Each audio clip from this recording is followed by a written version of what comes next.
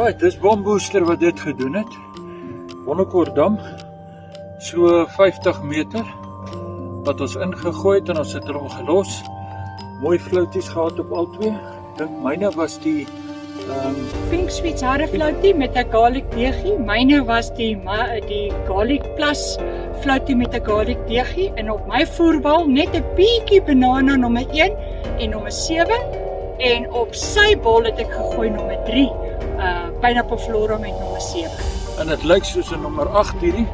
Bietjie oor die 8 Dis kilos en daai ouetjie is net so oor die 10 kilos.